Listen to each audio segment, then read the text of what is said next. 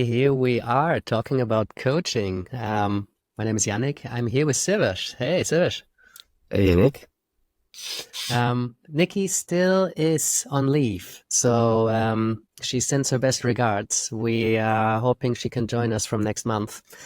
So for now, it's the two of us. And today's question is about consultations. We very, very often get that question. And given that the first conversation that you have with someone in many ways really is the most important conversation because it opens the doors to more conversations. It opens the doors to a potential coaching relationship, right? So we want to talk today about consultations, not the outs, not the ins, but the actual nitty gritty of what happens during that call, right? So consultation, you might call it a discovery call. It's kind of going beyond the initial chemistry check. Right. So what we're talking about is, well, on a human level, there's something here, feels good to have a conversation. Now the question is, what kind of questions do I ask? What do I need to explore with a client? What would be helpful so that we bring out the stuff that we want to work with? Where they're going, who are they, how do they learn, things like that. Right. So what are the crucial questions to ask? What is the stuff that we need to put on the table so that we can make it most likely that we figure out whether this is a good fit, that we can make it most likely that this person is excited about a coaching relationship, that they're excited to say, yes, let's do some work together. Because there's ways in which we can make that more likely. There's ways in which we can bring about an excitement, a passion for the work, maybe a courage to say yes. And often it is also a sizable investment. So obviously there's some obstacles in the way, hesitations from the client, fears, concerns, doubt, uncertainty, right? So how might we deal with that during a conversation and navigate it so that we can make it as smooth a process as possible and most likely that person gets the kind of support that they need.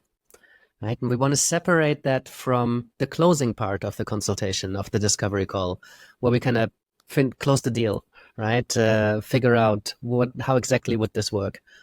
So I think it's quite helpful to distinguish between these two parts. I know, Sivash, you have a lot of experience. I know you've done hours-long training on this. So we're going to try and break this down and really highlight the most important parts. And then if we need more time, maybe this can be a multiple episode. But let's see where we get to in this time that we have available today. I wonder, Sivash, in terms of context, is there something that you would want to add just right off the bat? Is there something that is important for coaches listening to this to understand about discovery calls or consultations or however you call this first conversation? Yeah, I think that's where I want to start is why is this important? So anytime before I jump in the how, I think I want to slow down, look at the why. And there's 4 things that come up for me. And I think there's like the 4 common mistakes I see with coaches. And by the way, when I say with coaches, this is the mistake I was making for at least my first year, right? And so when we first actually, when we see the importance of this, then I think we're more likely to create time for this because it takes a lot of time. It takes a lot of attention to get good at this. And the good news is that, if you put time and attention towards this, you can become really good at it. Right? Because I was like, I think not even a 1, I was like a minus 2. I think. I was terrible at this. I think in another episode we're gonna talk about rejection. Like I used to be so afraid of rejection that I would jump off the call at the end and not even talk about the money. So yeah, here are the mistakes that I made, and I think that I see coaches make a lot of times. One is they don't have a plan. Right? And we all know that phrase, right? That if you don't plan, you're planning to fail, right? Or if you fail to plan, you plan to fail. So that's really important. You need a plan. And the other thing is, I used to really have this kind of hope that they sign up. It almost felt like I was buying like a lottery ticket, right? And so like while hope is I think really important psychologically, hope is not a strategy. We need like a real strategy going into this. And I think that's why, I'm glad we're doing this session, because I want coaches to really understand, like, why is this important? Like, what do I do step by step, right? The third thing is time management. We talked a little bit about this just before we went live, right? Is how much time do you actually spend? How much time do you leave for that last part? But the thing is just looking at the whole, right? Whether it's 45 minutes, sometimes people do 45 minutes, sometimes people do 60 minutes. Some people even do 90 minutes to 2 hours, right? But it's understanding like how much time do I kind of structure for each part. Yeah. Could you give us a bird's eye view of what the different parts of this plan are? Yeah, I think for me it's like the first 1 to 2 minutes. I wouldn't spend too much time. It's just for that initial connection. And again, I think sometimes you can overdo it by talking about the birds and talking about the kids and stuff. So while the connection is important, I think just a few, just I think 1 minute to 2 minutes.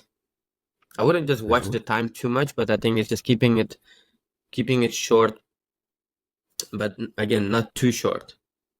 Yeah, I think it's a personal style as well. Sometimes people are like, okay, great, hey, like let's dive in. And I personally like to have just a little connection point.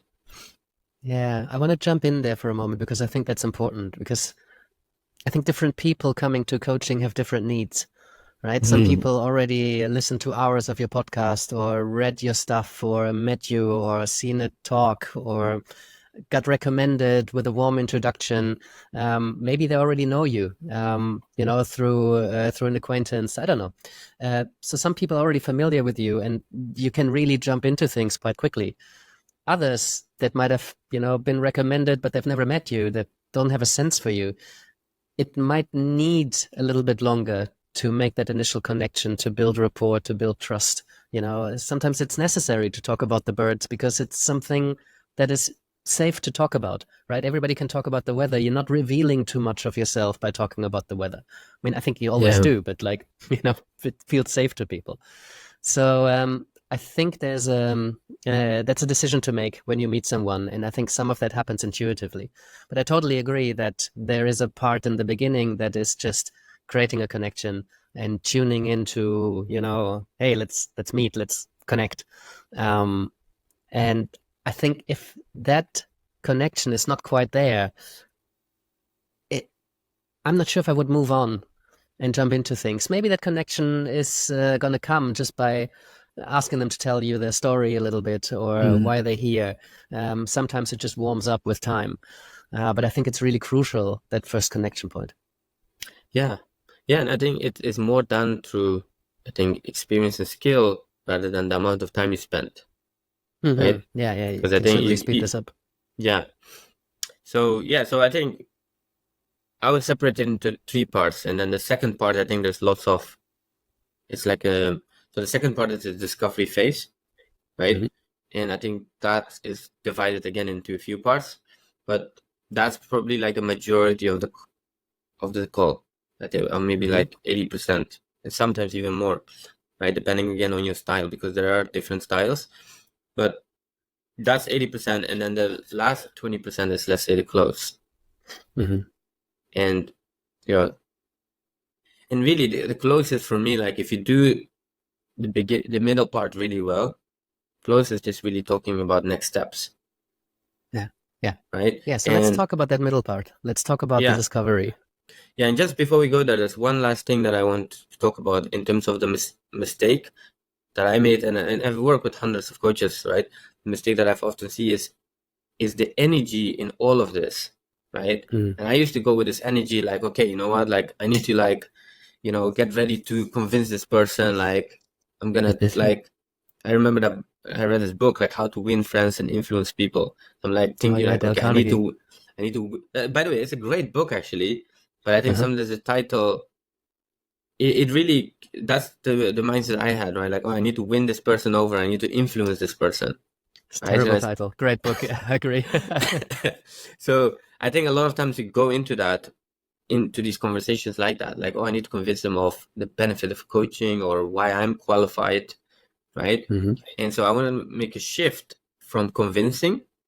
Personally, the word I like is an assessor. I'm here to assess whether, we're a good fit, whether this person will benefit from the program, the coaching, right? And again, not in a cold way, but there's an energy shift there, right? So we want to have a plan. We want to be strategic. We want to have a structure, and we want to shift that energy towards. We don't want to be attached to the outcome, right? We want to take people to a process. And again, by the way, with all of this, we can get in flow. We can, be loving. We can be caring. But I think we need a little bit of that structure. We need a bit of a plan to come into this. Okay, so well, in terms of the discovery, I'll share what's working for me. Like I said, there are other ways to do it. It's not like the only way to do it. For me personally, like I like to do 3 things, right? And I think it's, coaches are familiar with this, right? Like if we normally, what we do is we look at when we want to work with someone, we need to know a few things, right? We need to know their goal, right? What is this person trying to achieve? What do they want? Right? And let me jump in there for a moment, because a lot of people respond badly to the word goal. Maybe they've been forced to work goal or focused in their work for, set smart goals, So the language around goal setting is quite important. That's why I want to get a bit of a sense for my clients, my prospects kind of style or thinking style. So I like my conversations. I used to block 2 hours for consultations. Right now it's a bit less because I've learned to do things in a bit more compressed way. But what's important to me in the beginning, that's why I ask people, tell me a bit about yourself. Who are you? What's your story? What brought you here? And I just kind of allow that to happen, because while my client is talking to me and telling me their story and what brought them here, I get a sense for their relationship goals or their relationship with the future. I totally agree, Siwash. The essential question here is, well, who do you want to be? What are you trying to do? I like Rich Litwin's question about what do you want to create? There's something in the future. There's a desire to move towards something or away from something. And really, as coaches, that's what we're trying to figure out and make as clear as possible, right? If it can be SMART, as in the acronym, specific, measurable, achievable, time-bound, realistic, then relevant often is the R is about, aligned to your goals, aligned to your values, beliefs. If it can be SMART, that's great. It's fantastic, measurable goal, but it's not always like that. Often it's more messy. Often it's less clear. Often through that conversation, it really crystallizes what is that future that you're trying to create? Who is that person that you want to become in the future, right? So inviting someone to step into that future, to experience that future right now, is such a valuable process, because in that moment, this person is there. They imagine themselves in the future. And as a coach, we can invite them to really imagine it. Even by saying, well, close your eyes. Imagine tomorrow you wake up and it's 6 months from now, or 5 years from now, 20 years from now. I let my clients decide what the time scale is. You can invite them to imagine that they give you a call after an incredibly successful coaching relationship that just kind of went beyond their expectations of what's possible, and they give me a call and they say, hey, wow, this has been amazing. And this is what my life looks like now. This is what my life feels like right now. These are the people in my life. These are the thoughts that are going through my head. This is the energy that's flowing through my body. Try to engage as many senses as you can and really invite that person to experience a future where they've made possible what they wanted to make possible, whether that's moving towards something or away from something. Imagine that pain is no longer there. Imagine that struggle is no longer a struggle. Imagine you waking up with a feeling of excitement about going to work or about engaging in your relationships. That's what I'm trying to create. And yes, that's goal setting. But it's done in a very experiential way. And I think given that people are such emotional beings, it's important to engage the senses. It's more important to engage emotions, because then they have an experience in relation to which there is a fee of trying to help them get there.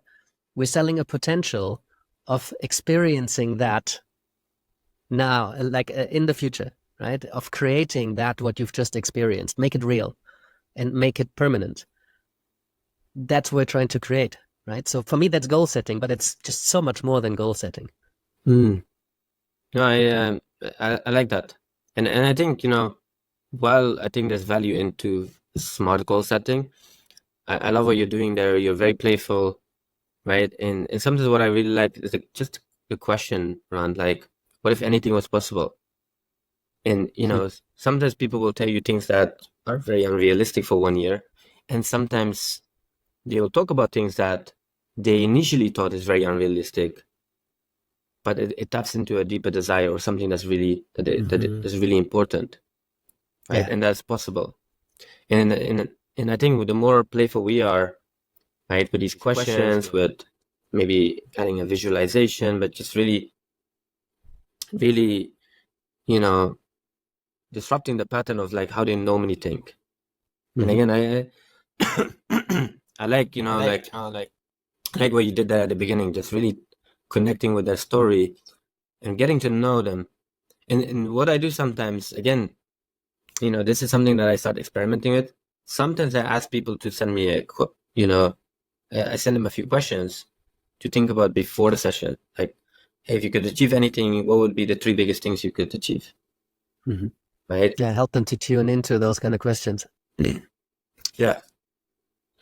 So there's lots of different ways to get there, but we wanna find out what's that destination, what's the place they want to get to. So there's 3 things that I think are really important to you. And what I used to do, by the way, I used to just write them on my piece of paper, like goal, now, challenges, and then when I had them, I would tick them off. And it sounds really maybe simple or silly, but I think it's just finding different ways, right, to make this a bit easy for yourself. Yeah. Right. And actually, like when you have a little bit of like a checklist, it allows you to raise your standard. And I think we see this in other industries. We see this with doctors. I think we talked about this in a previous episode, the importance of checklists, right? I think as coaches, we can create that. And it allows you to get better and better at going through all the different parts. So goal is 1. Now, here, of course, you can go fast and you can go really deep. One of the things I like to ask is, what else? Right? What else? Yeah, what you can else? ask that question so many times until they run out of things to say. Exactly. And I think just creating space, right? Like, what else do you want? And make a note of those things. And then the other thing is, you can, once you have a list of goals, you could pick a few and you can go a bit deeper. And you could ask the why question, or if you want to avoid the why question, you can just ask like, well, what's the reason this is important for you, right? And again, create a bit of space, or maybe you could ask in a different way, like, if you could choose 2 out of 5, right? Which one would you choose? Which one is really important for you? Yeah, sorry, I really want to underline that. Why is that important to you? It's such a powerful question during a consultation, because very often clients come with a pre-established idea of why they should achieve something or why they should create something. And often it's somebody else's narrative. It's somebody else's idea of what they should be doing with their life. So when you tap into why is this important to you, and you really listen to subtle cues of whether this is that person's desire or is it somebody else's person's desire? Is this been instilled by culture, by parents, by bosses, by partners? If this is somebody else's desire, chances are you're not going to achieve this. Chances are that's the reason why it's been so difficult, why we're talking now and you're seeing a coach. So in that initial conversation where somebody comes in and they might have a pretty clear idea of what they want to achieve, when you feel into it, it might change and shift and become more achievable and more realistic. By the way, that relevant in SMART really is that purpose setting for me. That's why I'm not such a enemy of the SMART concept, because there's good research that setting SMART goals is actually in the way of goal achievement. Purpose setting is much more important. Why is this important? And it's not just words that you say, it needs to be a lived experience. And if you hear words that make sense, but they don't seem to resonate in somebody's being, if there seems to be a disconnect between what somebody says they want and how they seem to feel about it, then that's something to be curious about, right? So as we're exploring what's the purpose here, why is this important, you already solidify and ground this goal, or maybe it shifts, and then something manifests that's real and that becomes exciting, right? And when you awaken that excitement in a client, then you're already 3/4 of the way there to a paying client. Yeah. And I think when you don't do that, the danger is that you could just be, it could be just that you're going somewhere where it's not actually important, and then it's also very likely that the person is not going to go ahead with the coaching. Yeah. Right? I just a quick story that demonstrates this. Someone came to me and said, "Hey, I've been talking to 4 or 5 coaches. Can you help me grow? Can you help me grow my business? I've been doing this thing for like years." And I said, "Tell me more." Right? And as I went deeper and deeper and deeper, and this person had a really high paying job, right? The main reason was he's like, "I'm really, really unhappy in my job. And this other thing I'm really passionate about." Right? Found out that it's not actually about growing a business. Right? The main thing was he came to the session, was like, "I want to grow a business. I've been trying this for 4 years. It's all about this passion." But when we went deeper, it was just about actually being unhappy in this moment. We shifted that, everything shifted. I think it took us, I just personally, my style is sometimes like, while I do these things, I go to the structure. I also like to go into some coaching. So I wanted to give people an experience of how coaching is. And I think that I personally would encourage coaches to do that. Again, that's not the only way, but then people get really, a flavor of your coaching, but also of they experience the impact, right? They can feel a shift within them. Sometimes they will, if you do 2 calls, they will feel a shift between those sessions. But yeah, that guy came into a session, the second call, and he's like, "You know what? That's a big shift. I've been so happy. I've like so much more meaning in my life." And I'm like, "Okay, great. Are you done? Are you complete here?" He's like, "No, I still want to work on that project." But now the energy was completely shifted. It was like you said, it was more purpose driven. It wasn't like, this business is my happiness, right? Or the potential of this business. So I think it's really important to slow down there. After that, I go back to like, where are we right now? Okay, you got this destination. Let's find out where you are now. Like, again, so easy to overlook that, but so important, right? And if you order an Uber or you call a taxi, right? The taxi cannot pick you up. If you have to go to the airport, they have to find out what is your location. So we need to be really clear on that location. And there's lots of questions that you can ask. Maybe you can share some questions that you ask. I usually just ask, how are things right now in relation to that goal? Because I want to keep it more specific.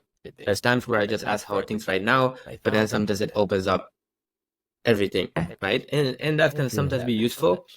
But when I ask, where are you right now, specifically in relation to, for example, that goal or the destination that you want to go, they tell me about that. I can ask more questions around, like, okay, what have you tried, right? How long have you been here? How does it feel? Just want to dig in a bit deeper. Like, how is this emotionally, right? And again, I do the, I want to make a note there, right? Like, I do all of this now in the same way I would coach someone if they're already a client. And I think that's an important distinction, because in the past I used to do this. I'm like, oh, I need to find out about their pains, because pain motivates people to sign up. So if you go into this call with this, again, with that energy of like, I want to sign this person up, I need to like find out their pains and their goals, so they have this big motivation, I think there's going to be a disconnect at some point, right? Energetically. But if you really come into that call like, okay, this person has paid me already. I need to really serve them. I need to really find out all these things, right? Yeah. And I think that's an important point. Yeah, and I do want to say here, because I am not very structured. right? So when I hear, oh, we need to make a plan and a strategy, and there's these parts, and of course it makes total sense to start with where are you going, where are you now, what's in the way, how can we move forward, how would it look like, what would it be like to work together. That's a fantastic strategy. For me, it's all quite together, right? I'd like to go with the flow of the conversation. It depends a little bit on how much time you have set for consultations and how experienced you are at them. I quite like, as I mentioned in the beginning, to just, check in, go with who's showing up, get really curious to hear a little bit about them. Some people naturally go to where they want to go, why they're here, what do they want to create. Some people naturally want to Yeah. tell you their story and they want to say, what's the situation right now? So over the years, I just let that happen because I know as long as I tick all of the boxes that we just described, it's going Yeah. to be a powerful consultation. But I'm no longer bound to, I have to start with a goal Yeah. and then I do that and then I do that. I just let that flow because I can trust myself now that I will tick all the boxes. And if I haven't yet, then I'm going to go into it, right? Sometimes it takes half an hour before I ask the question. So imagine you wake up tomorrow and it's 5 years from now. Tell me about that version of you. Sometimes it happens in the beginning. So I'm just saying that because I know there's many different coaches. Some appreciate the structure and it really grounds them. And it's really helpful in the beginning of a consultation to contract around that. As you say, give them an experience of what it's like to work with you. Yeah. They will get an experience that the way that I work is to let things flow, but that I will tick all the important boxes, that there is something operating in the background. That I always say at some point in the beginning, let's just to put a frame around what this is, how this works today. We have this much time. This is what I want to talk about today. This is my agenda. Would you like to add anything to that? How does that sound? You'll already experience some coaching because I will be curious. I will tune in. We're doing some contracting right now, right? There is structure and a methodology to this conversation, but it will probably feel quite natural. So they get an experience of contracting, they get an experience of you deeply listening, they will get an experience of your curiosity, of how you challenge, of potential shifts, insights, learning. They witness you being curious about how they learn, who they are, what values, beliefs, character strengths, what's sitting at the core, what's driving them, what's in the way. So they get an experience of all of these coaching skills and your coaching presence.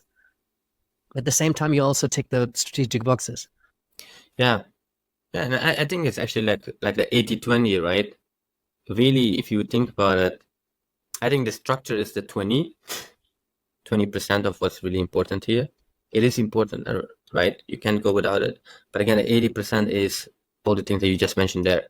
Is, your level of presence, how you're listening, right? Are you just listening to so you can go to your next question, or are you just really listening and going deeper, right? And how curious you are, that's in between of all of that, that's where really the coaching happens. And again, I think it's, I would love to for the listeners to just really like let us know in the chat, right? Like in the comments, wherever you're listening, just let us know, like where are you, what are you, in what stage are you at, or what stage of your coaching are you in? Because I can imagine, like at the beginning, I think you just need a bit of a structure, and then often with a structure, with practice, you can get more and more present around all of this, right? Yeah. And I think that's the important thing, right? Is 100% like we don't want to just be like, like a doctor and just have like, okay, cool, Still works, but it's not a particularly great feeling. Yeah, it probably can work. Well, it depends, right? If you have a client who's coming in and the way that they are is really bound to structure, they love structure and they love certainty. I'd probably work in a much more structured way. If I get that sense of a person, often they would ask, right? How's this work? What are we going to talk about today? I might tell them, well, this and this and this and this are my boxes. We might go with the flow of the conversation and jump between them, but basically that's what we're doing.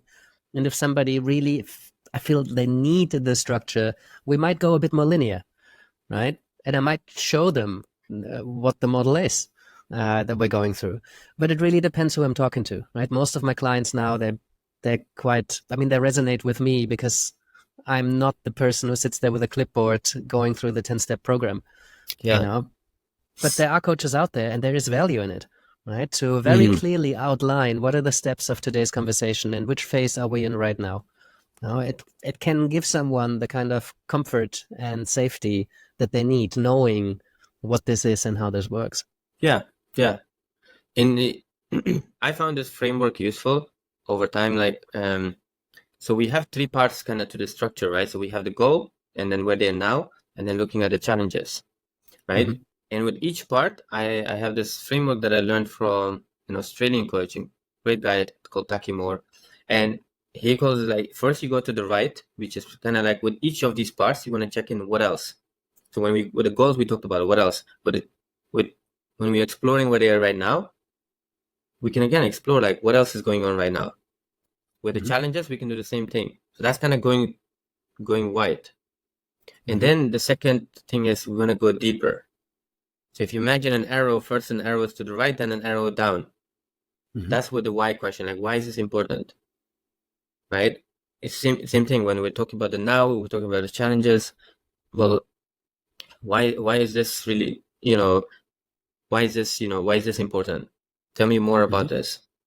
Or this specific challenge, how is this really affecting you? So we want to go deeper. Then the third part of that framework is a question mark, right? It's looking at, well, did we miss anything here? Is there anything else? Is there any other goal that's really important to you that we missed? Is there anything else right now happening in your life that we didn't talk about? Or when it comes to a challenge? Yeah, such a good question. What have you not told me yet that you feel I really need to know? What have we not addressed yet? Is there anything else that's important? Is there anything else that's driving you? Is there anything else that's, in the way? Anything else that we need to talk about? Yeah. And I don't know if people can, obviously on the podcast, you can see it, but if you're watching the video, it's like this, right? So we have the arrow that goes right, and then the arrow that goes down, and then the question mark, and then there's a recap, a little thing that comes around, right? And again, these little frameworks, right? Again, they're not to limit you, but I found in the beginning, right? Even to be honest, when I got more experience, I found them really useful to just come back to, right? Like you said, like you're getting really present, and after a while, you kind of know, like, okay, I've been going through this process. And what I found is just like, if I kind of keep that process, kind of tick those boxes, in especially that first session, I'm serving that person more, right? Because we're getting really to the purpose of that call because they come into that call thinking, okay, you know what, I have this goal, I have this problem, I want to really see if you can help me, and we get really clear on that. The other thing is that I found really uncomfortable to explore. I think like even not just the first year, the first 2 years, I found really uncomfortable. I learned this in a sales program, and they call it the cost of inaction. And I think I found it uncomfortable to explore because initially I found it a bit, let's say, I felt like I was manipulating the client. But I get that. But the interesting thing is, I was doing a course, neuroscience of change. Interesting enough, Nick Bolton was on the course with me, and it's a great course. And in there, they shared this question around, how would you feel if you're in the same place 5 years from now? And she was explaining the power of that question and how that question disrupts people's thinking, right? And she said, it's just because people start imagining a future where nothing has changed, where they're still struggling with the same thing, or the thing that they desire is still not around. And I resonate with the feeling of, but that feels a bit manipulative, because it can be manipulative if you're using it in that way, right? If you just want to create a neurochemistry that is going to like convince them to sign up, maybe that's the wrong motivation. But really what I want is I'm genuinely curious, maybe this isn't a problem, because I'm open to the possibility of them saying, well, actually, I wouldn't be so bad. Well, then it's not going to happen, of course. What you're desiring or what you're saying you want to change is not going to change. If you imagine 5 years from now nothing changed, then that's actually okay. That's not a big deal. That's important information, because then chances are that you're not going to take the action that you need in order to change it because the desire isn't really there. So it's an important part to explore. It is an important part, and I would just even encourage to make that part of like your checklist. And again, it's not just, this is not an intellectual question. I think it's personally, like, I feel like you really need to slow down because it's uncomfortable often to ask that, and then the other person, what I found is that maybe like 6 out of 10, 7 out of 10 people initially don't connect with that question, like initially don't really go there. And sometimes, so especially when what we talked about, I feel like it's so important, I just slow down there, right? And I've had quite a few times where initially I asked the question, they're like, yeah, I would be really sad or frustrated, be a bit angry. I'm like, you know what? Is that intellectual, or can you feel it right now? Yeah, and I tell them, like, look, I didn't feel that. Like, well, let's slow down. Like, I invite them just to close their eyes and really go there. And what I found often is that there's a little emotional shift there. Sometimes the clients start crying, right? There's a shift there, and the response that I've had a few times is like, wow, like, I hate you, like, and and there's, it's uncomfortable. yeah, there's a really uncomfortable shift there, right? And often there's a shift in how they look at things, right? And by the way, this is not a sales technique. You could see it as a sales technique. I think it's a powerful coaching tool you can use with actual coaching It's clients, both, right? And I can tell you that I've had someone in the conversation that was just telling me how important growing the business is, and how she's tried for years and spent so much money, and then she was telling me that she couldn't invest in that program, and it was a significant investment. But at the same time, I knew that, for example, and again, I'm sharing this just, I think, because I think it might be really useful, right? Because sometimes we get a situation where, as a coach, we know it doesn't make sense. When someone, for example, says like, "Oh, I can't invest," and for example, like in this specific situation, I knew that, she has multiple properties, she has a net worth over $1 million.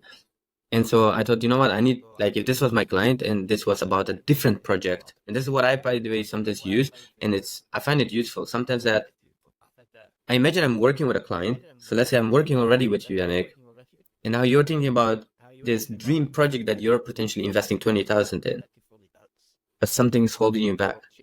So I thought, look, if I'm already working with you and I know this thing is so important and you're thinking about investing 20K into that project, and I know that you have the means, but now you're like, oh, I can't do this, I don't know if I can afford it.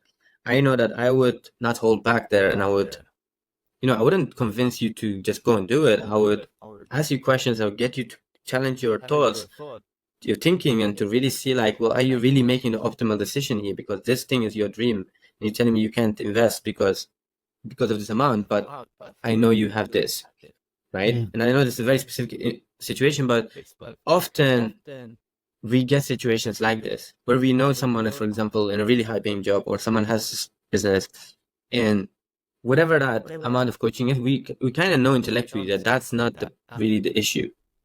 And this is where we can get really playful around, and it comes for me back to that distinction for serving versus pleasing. We're going to go into the closing part maybe even a bit later or in a different episode, but the important part here in this whole conversation, I think, is really, are you here to serve the person or to please the person? And I can tell you that when I was in the mindset of, like, I'm trying to win this person over and get them to sign up, I was often getting into pleasing. Like, and also it's more about me than it is about the client. Yeah. And I think when you feel like pleasing them, you think that that's how I win them over, right? But what I start seeing again and again is that if I'm not attached to this person signing up, I'm here really to serve them. In fact, if they're already a paying client, I can just really get in service. It doesn't mean that the outcome is what I want, but it's what I think will serve them. And I think that's number one rule in sales for me, is help the person in front of you make the best decision for them. And then number two is often connected to that, is that usually the thing that's usually good for them is really uncomfortable for them. It's out of their comfort zone, right? And I think often people will kind of fight, not always, but often people fight to stay in that comfort zone. And so Yeah, of if you course. take that into consideration, I think it comes back to again, like, you know, being a coach and Yeah, and challenging them and serving them, but in a loving, caring way, not to yeah, get that goal of the sign up, yeah. not to get And them to sign up and pay you. yeah, and that's where it gets really interesting in terms of the mindset of the coach, right? Because at that point, what I want to do is my values around autonomy are super, super high. So maybe it's my existential framework, but I really want my clients to make the choice. I don't want to convince or manipulate, or, well, influence is a thing, right? Because I might see, and I often share that I got really excited about what they're trying to create, you know. So I, I in some ways I bracket that and keep it in my box, but also it's fair to share that because we're resonating. I really resonate with what you're trying to create and what you're trying to do. The person who I've just experienced in front of me, the person that you imagined in the future. I'm really excited about you being that person constantly, all the time, because what a fantastic energy. I would want to help you get there, right? And I think we can do that. So I can connect around that excitement in a way that's influencing the client, in a way that's encouraging them to go for it. But to me, it doesn't seem manipulative. What's important to me is that client makes a decision and that they don't regret decisions that they've made or actions that they've not taken. What's important to me is that 5 years, 20 years, 30 years, whatever, they don't wake up and they think, I wish back then I would have gone for it.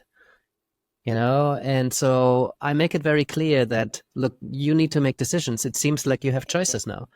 You can get out of your comfort zone. You can do the uncomfortable thing. I can tell it's uncomfortable, and I totally get why you want to stay in that zone.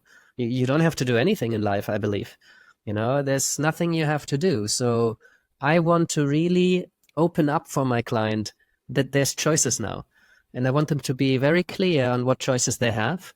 And I want to absolutely respect what choices they make, because I'm not attached to them signing up, even though a part of me might, but that part I keep in my box, that part that might need the money that month, or the part that out of personal reasons really want them to do this project, maybe quit their corporate job and start that charity. I might really want to shake them to do it because I think the world is a better place because of it, but it's not my choice to make. Right. And I think as soon as your clients recognize or smell that you want to influence their choices and steer them in a particular way, I find it extremely off-putting. And I think many clients will find that the same way, because you're not respecting their autonomy. And it feels like now you're selling to them in a way that gives sales a bad reputation. Yeah. In my experience, it's incredibly powerful to respect your client's choices to the point where they can feel and they can sense that you're not attached to the choice that they're making, but that it's incredibly important to you on a value basis that they make the right choice for themselves. So take from that what you will. I wonder what people are taking from this, right? But there's plenty of different ways to have that conversation. And I think that's when we're moving into the closing part. As soon as they make the choice that they want to go for it, or that they're interested in taking these further or having more conversations, I think at that point you start the closing part of the consultation. And I think that's probably better left for another episode. Yeah. Yeah, and there's one specific thing that I want to add to this part, right? I think Mm-hmm. a lot of us can learn to do the path that we talked about, and in some sales trainings they call it like creating the gap, right? So you have the goal, and then you have where they are now, and you stretch that gap, right? And you have the challenges in between. That, I think, when you can do that, that's already really good.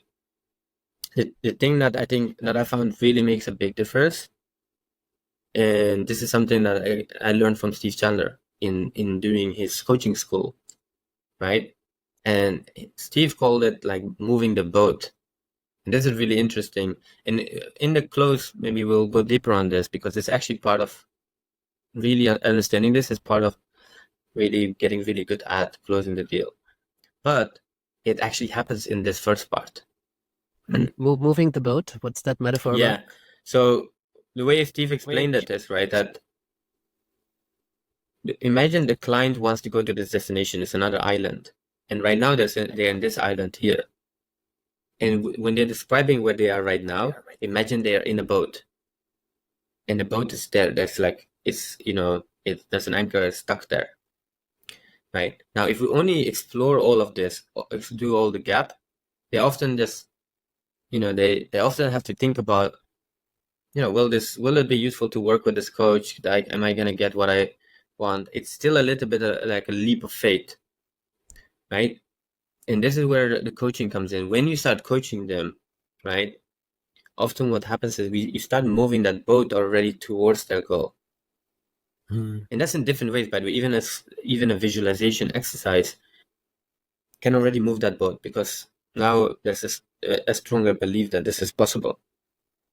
Right? Sometimes maybe when they're talking about a challenge, maybe you create space, you go a little bit deeper, right? Yeah. And The you anchor coach might still be there, but you can feel the boat wants to start moving. Yeah, and sometimes it just goes. It goes off the island, and sometimes like they're moving. It's like session 1 is here, or like at the beginning they're here, and now they've moved. They Yeah, moved you already away. started the journey, and then it's so easy to say yes to continuing the journey because you're already underway. Exactly. And I think that's, and again, not with it, not with it, I'm not doing this. I wouldn't say like do this as a means to an end. Like, okay, this is gonna really help me close to you. But again, coming to like towards when you do that, it becomes more a question of like, they can see themselves working with you, right? They've got an experience. Like, it's like, like I got the chance to drive this Tesla, right? And now I've like really feeling my body how it is, right? I've like I can feel, how it is, everything, right? Like there's a very big difference between sitting in a car and just standing outside and talking about the car, right? So we want to move them. We want to move them away from that initial island. So when you move the boat, there's a shift within them. It's often like, this is personally why I like to do 2 calls, and it doesn't need to be 2 really long calls, because often when you do this first session really well, they experience a shift in their life outside of the session, because now the boats move. Like now, like, oh wow, right? It doesn't mean that there's a huge exponential shift, but it could be, right? But that even if there's a little shift, they experience life a little bit different, right? But in what I found is like, when that happens, the question really becomes around, it shifts to what you said there, right? Like, like I can imagine now how this would be working with Yannick, for example, for 12 weeks, having sessions like this every week, because I can see myself moving, right? And then the question becomes around continuing coaching versus starting coaching. And continuing something is often easier because we've already experienced it. Yeah. It feels like this is probably a good time to maybe close this episode, unless there's something that is crucial or instrumental that won't get us into the closing part, because there's some things that are now important to do.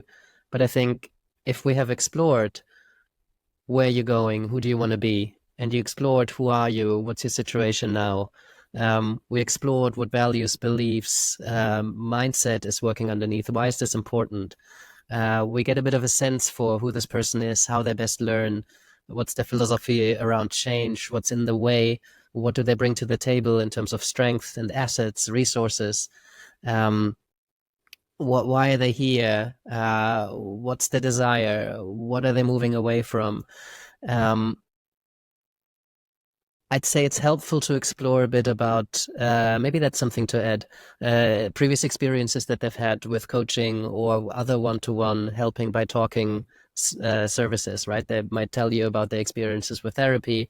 They might tell you about a mentor that they had, or a good friend that has helped them, or a previous manager that really guided them.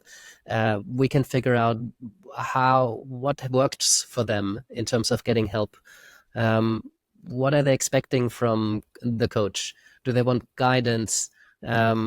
Even if they want guidance, maybe that's not something you offer. Maybe it's something that you are offering.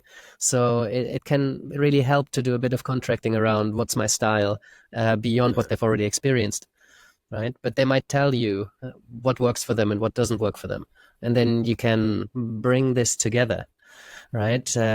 But yeah, if you tick the box of where they're going, where they are now, what's in between, what's holding them back, what might propel them to move forward, having had an experience of the life they want to create or the thing that they want to do. And they got an experience of your coaching style, of your way of being with them, the way that you ask questions. What happens if they don't take any action? What happens if they don't do anything about this? Can really propel them, start moving the boat, right? And if we do all of that, then you're set up so well to move into the last part of this. Because if maybe it doesn't work for them, right? Maybe they realize that they don't actually have the motivation to do this, and then you can close there. But if they're curious and interested in what would it be like to work with you, how would that work? What would be the logistics? How much do you charge? Then you can move with a fantastic foundation into that last part of that call and see how you might come together. Yeah. Yeah, and a few other thoughts popped up for me. It's, as you're going to put this into practice, you will find yourself times where you run out of time and you're maybe halfway. And that's okay. It's happened to me plenty of times because you decided to go a little bit deeper on something that came up, maybe in terms of the goal or the challenge. Is be okay with that, and I think that the important thing is to look at the relationship and the value of that relationship long term versus the transactional time that we spend. Because often I get from coaches like, well, I feel like I'm spending too much time here, right? And because we're looking at like the hourly rate that we're charging. But, no matter how much you charge, honestly, like when you spend more time on this, one relationship could result into, that one client could stay with you for 3 months, 6 months. I get clients that are now with me for 4 years. And that relationship value is often so much more important than that transactional value. Even if the client doesn't sign up, it could be that they send you referrals. There's so much more value to that relationship than just that time that you spend there. It's worth slowing down in the beginning. Yeah, it's worth slowing down. And if you need another call, then if you run out of time, let's say your consultations are an hour and 50 minutes in, 55 minutes in, you realize you're only halfway through, it's worth it to say, hey, we ran out of time today. I don't think we're done here. I'm happy to block another hour for us and see how it feels at the end of that. How do you feel about that? Usually people really appreciate that you hold the boundary of today's time. Yeah. If you both have more time to go longer, fair play, but I think it's important to acknowledge it. But, have another conversation. As you say, Siwash, it can pay off because that person might work with you for years, so they might refer you other people, even if they don't end up signing up. Yeah. And having said that, you get faster, right? You get faster as you do this more. You get more experience. And I think it's almost like a bit like being a doctor, right? What I've learned is like before, when something really juicy came up, like I was like, oh, I can really coach them on this, could really make a big impact. I was really dive in. Juicy comes up when you come to the doctor, right? That's not a good sign, man. Yeah. No, but I think as coaches we can often see that like there's a limiting belief, or there's something that I would love to go into that. Mm-hmm. But nowadays, sometimes what I do is like I'm like, okay, let's park that. Right, and now I want to like go over this process, and I'm not always doing it the same way. Sometimes I will go into it, but I'll come back to the process because there might be 10 things that you can be like, wow, we could spend like a session on each of these things, and it could be really impactful. It could really be helpful for the client, right? And you could maybe mention some of these things like, hey, you know what? Because of our time, I want to maybe just go into one of these things, but these are some of the things that we could work on if we continue working together. Right? You don't sometimes I used to feel that pressure like, oh, I need to like work on all these things right now. And I've had times where I spend 3 sessions with someone just because of that. Right? And I think it's just also like being very mindful of like that this potentially is a long-term relationship. And it's not again about your packages, but sometimes people just need 6 to 10 sessions to go through all those stuff, right? Yeah. Sometimes they need maybe less, sometimes they need a lot more. But you don't need to go and start like doing a full body operation, full body surgery. Mm-hmm. Often like what people need is that like a good powerful experience of your coaching. And what really serves the client is to go through this whole process. Yeah. Right. So again, like all of this comes up with time, with experience. But be okay with it. You don't. It's not going to be perfect. Take imperfect action. And I'd really like people to share. What are your current challenges? Because then we can go a bit deeper on this. What are your current challenges when it comes to the consultation, the discovery call? What is going well for you? Share that with us as well. And what are you getting from this conversation? What would be your checklist for consultations if you have one, or if you were to make one? And there's so many powerful questions that really elicit depth, right? So I'm just really curious about other questions that work really well for you during consultations. I'm sure there's plenty of them that we haven't thought about. So I'd love to bring some collective knowledge and wisdom and experience to this. And Siwash, thank you so much for sharing so generously, many, many years of experience in teaching this stuff, compressed into just under an hour. I think we've done well. No, I think it's important, and I would love people to take this, put it into practice. This is why we do this, right? We want to make this information available for coaches, because if you're good at coaching and you're not good at, let's say, the sales part, you're gonna struggle. You're not gonna be able to help a lot of people, right? When you get good at the skill, it comes together, right? You can help more people. Mm-hmm. You're gonna be able to make an income from it. So it's gonna serve you. It's gonna serve more. It's gonna serve the world. That's why we do what we do. Wonderful. Siwash, thank you so much for today. Shout out to Nikki. Hope you join us again soon. And thank you for listening. Send this to a colleague if you feel that they could really benefit from this.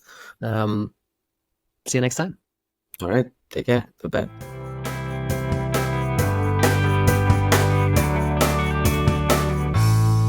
Thank you for being with us today. I appreciate your commitment to learning and growing as a coach. Just a few things before you go. First of all, we're doing this for you. So if there's anything you'd like us to talk about, do send us a question. Secondly, we're not doing this for profit, so we rely on your support to help us reach as many coaches as we can. So if you can send this episode to a friend or tell a fellow coach about what we're doing here, maybe you can subscribe or leave us a review, or even support us on Patreon. That would be amazing. And lastly, you can find us across all major platforms. So whether you like to watch, or you like to listen, or you like to download episodes and listen to it in your car while you're driving through somewhere with no internet, you can do so too. And that's it from us. Thank you, and I hope to see you next time.